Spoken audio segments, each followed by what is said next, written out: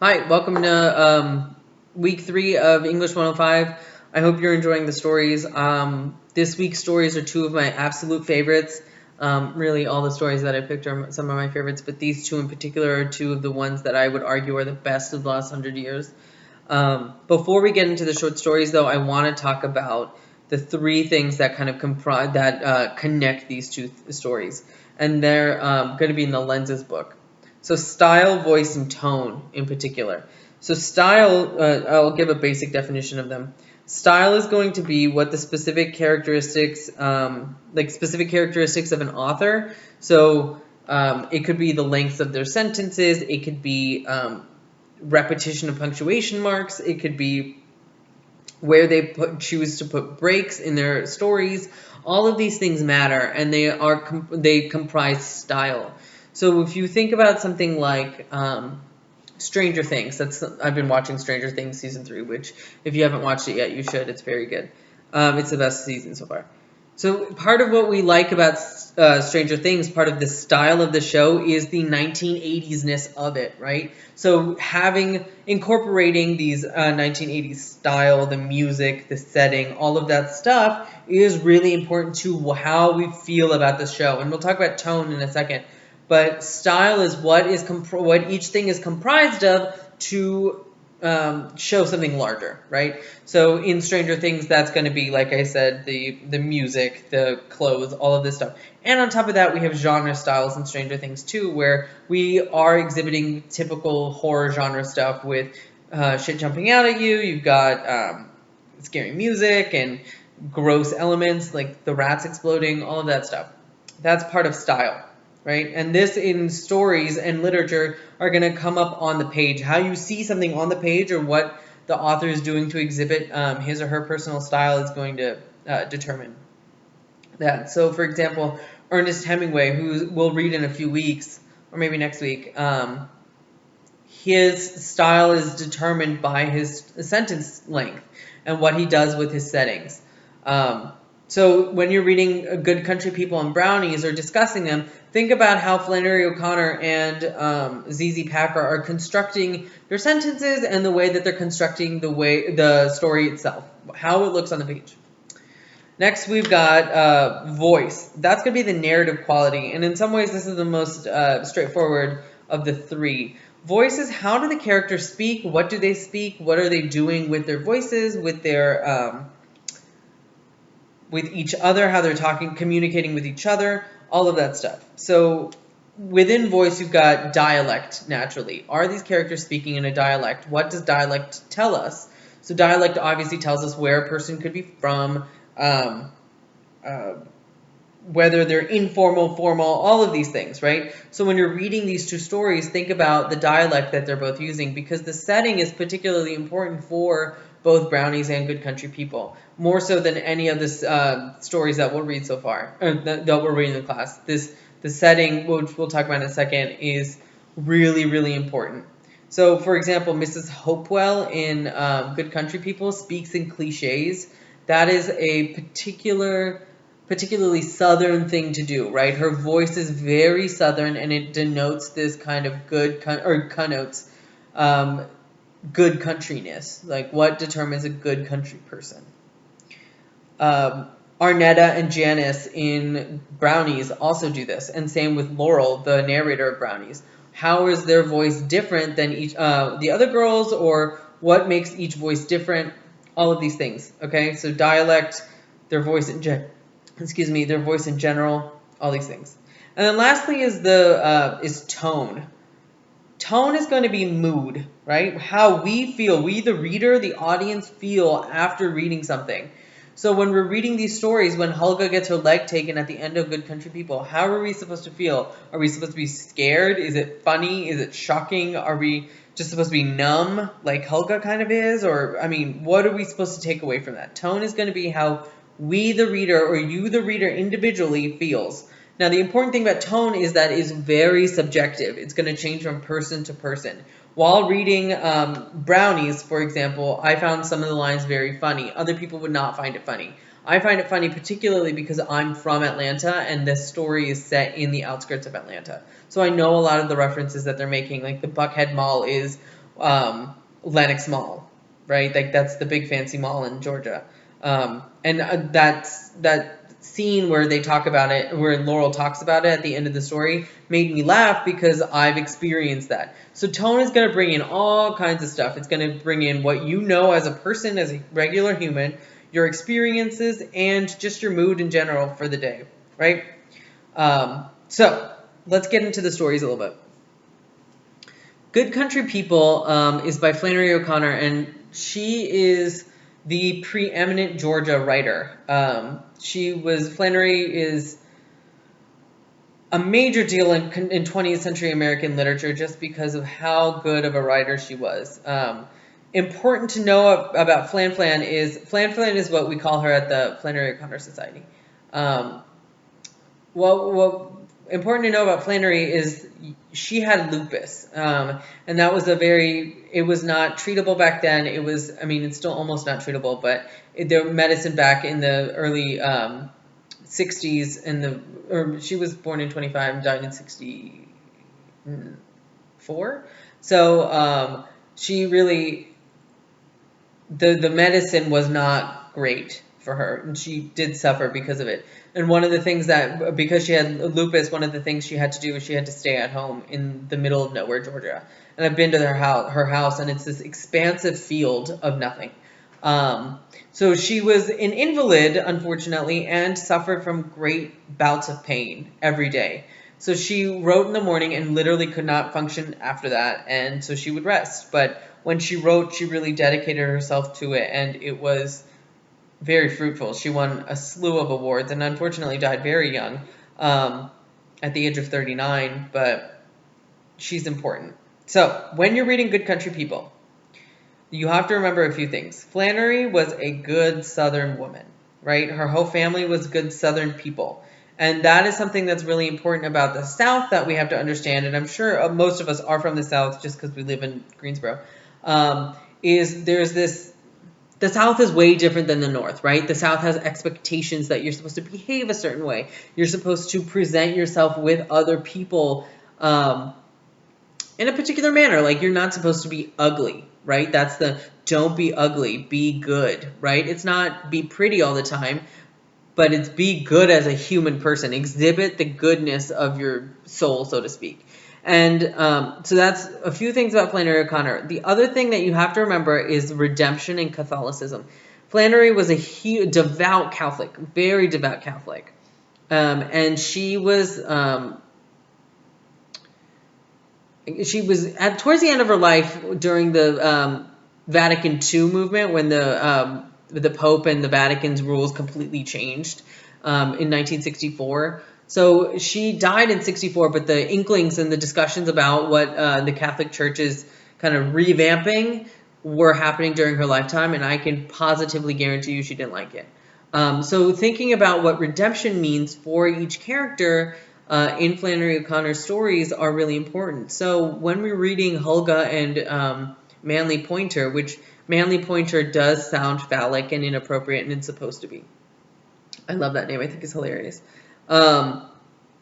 You want to think about what is redemptive about Manly Pointer. Is there some sort of redemption for him? Are we supposed to feel bad for him, or do we understand why he's taking her leg? And all of these things that are functioning all at the same time, right? So are we supposed to feel bad for Hulga, who is kind of awful to her mother, right? Like, she is not great as a character. But then all of a sudden this terrible thing happens to her where she is victimized and assaulted, and she's left immobile at the top of a barn where she doesn't have a leg, and she's been coerced by this gross dude who looks older than who looks younger than he actually is. And it's very much like Where Are You Going, Where Have You Been, which is a very strange story in that Arthur Friend is creepy and Connie doesn't know how to deal with it, in the same way that Hulga doesn't know how to deal with Manly Pointer. We don't know what to do with this situation. She doesn't know what to do with this situation, even though she is terribly intelligent. She's so smart, has a PhD in philosophy. And all of this comes together in this sense where we have to look at what Flannery's voice is in the story. The narrator has a particular voice, and each of the characters, when they speak, are changing from person to, like, the voice changes from person to person. No one has the same voice. Everyone is giving off a different tone, and the style changes. And that's why Flannery is such a big deal, because she has the power through her literature to do all of these things at the same time. So when you're reading this or doing your discussion post, consider for Flannery's story, what's the change in Hulga's voice and Manly's voice when they're up in the barn, because Hulga is full on believing, like, okay, this is the first time I've made a genuine connection with somebody, and I'm gonna go all the way. Like, I'm gonna go and I don't like be uncomfortable for a second, because I'm very like high strung and I don't really get out of the house, right? So we have to remember that when we're reading Flannery O'Connor in terms of style, voice, and tone. The other thing I want you to consider is Mrs. Hopewell in the story what's up with her? She seems really like a good country person, but is she? There's some really problematic things that she says, and she doesn't like her neighbor, Miss Freeman, and she doesn't like the way she treats her daughter is fucked up, right? Like, we can say that. She just does not treat her daughter kindly. There's an interesting bout of irony there, right? Mrs. Hopewell presents herself as a good country person, but isn't, and we learn that from her voice. She only speaks in cliches. And cliches, we revert back to cliches when we don't have anything else to say, right? Like, their cliches are essentially empty. They don't really mean anything. Mrs. Hopewell really just talks out of her ass and doesn't mean anything at all. She's just, yeah, not great. So think about all of that when you're reading and discussing Flannery O'Connor's story, Good Country People. Okay, Brownies. This is one of my favorite short stories just because it is so weird and so, I don't know how to explain it or describe it in like just one word. So hopefully through my discussion of it to you guys in this video, it'll clear up in my head. So Brownies is by ZZ Packer, who is a newer writer. This, I think, collection came out in 2000 or 2001, early 21st century. And it is deceptively simple. It's not simple at all. It is deceptively... I think ZZ Packer wants us to interrogate ourselves as children. So when we go through the mind of a child, that's what the story is told through Laurel's perspective, right?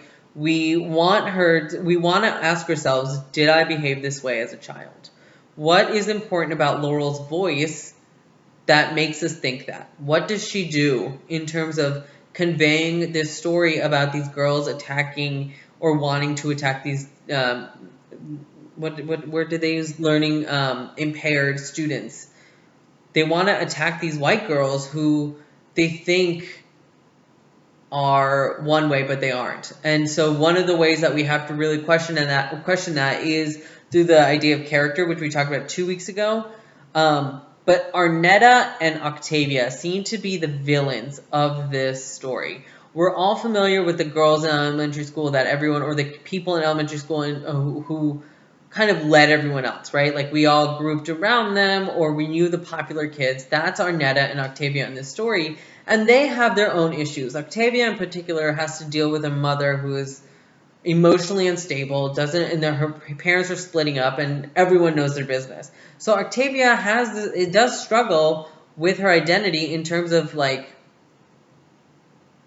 I mean, everything. Her whole life is kind of falling apart if you think about it. Her parents are getting divorced, and her mom is, like, putting it out on her in a lot of ways and expecting her to behave in a lot of ways. So, in a particular way. So, Octavia behaves in this macho style, like this way that she feels like she should behave.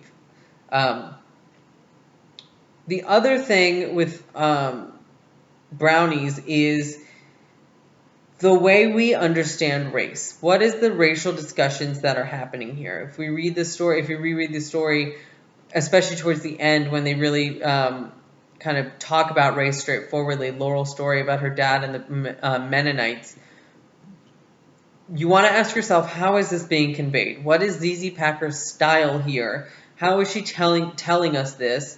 and why is it important for us to know at the end of the story and not at the very beginning, right? That's it feels like something that we should know from the beginning, but we don't.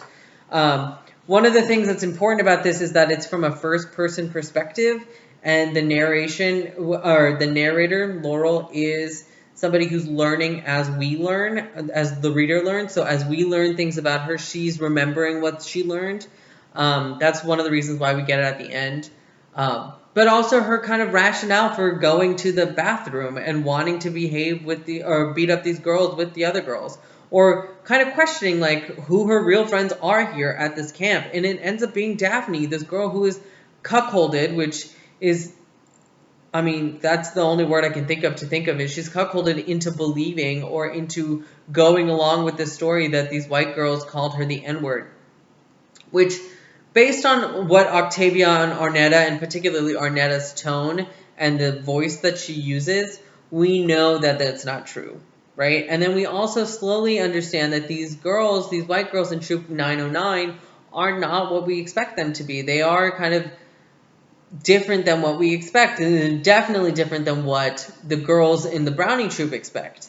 So how are all of these working together through tone, voice, and style? And ZZ Packer really does something that's important here, is she builds the tension, and then she does something with the tension that's really particular. So think about the name of the camp, Camp Crescendo. In music, when something crescendos, it goes all the way up, and then it should come down.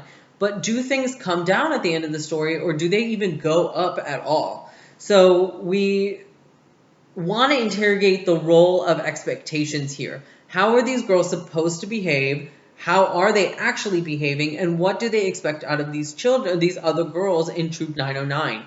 And this all has to do with the constructions of race. So we're looking at white girls and black girls behaving together politically. This is, remember, a political fiction class. How are we behaving politically in this camp? And if you think about camp, it's a space that is outside of the regular space. You're going out in the woods where anything can happen, and you get to behave a different way. Sleepaway camp is the fun one where you get to do whatever you really want sometimes. Like these girls, of course they're in Girl Scouts and they have the annoying chaperones, but they are really importantly they want their individualism badge, like their independent badge rather. And that's what they're working towards, and they behave independently. And part of behaving independently, Packer is saying, is making these hard decisions that Laurel and Daphne make. And they say, we don't want to fight them because we know you're lying. And one of the way that they realize that is through their experiences of race, and Laurel in particular has to deal with that. And she says at the end of the story, is like, you have to make this decision yourself, and you have to learn that what is right and what is wrong. We know that that Arnetta and Octavia made up this story about these white girls calling the other girl the N-word. That's not okay, right? Like, we see why that's a problem as adults reading this story, but think about it as a child. Would you go along with it? How would you know the difference? And that's what Laurel has to decide for herself. So there's a lot happening there. I know that was a lot. I'm sorry. I'm trying to keep this under 20 minutes. So let's see, 18:45. Let's stop there. Email me if you have any questions. Keep doing the good work. I'm going to start grading your responses now. I've been dealing with a lot of other stuff, but I should start. I have more time this week, so I'm going to start grading your things. I really hope you enjoy Good Country People and Brownies.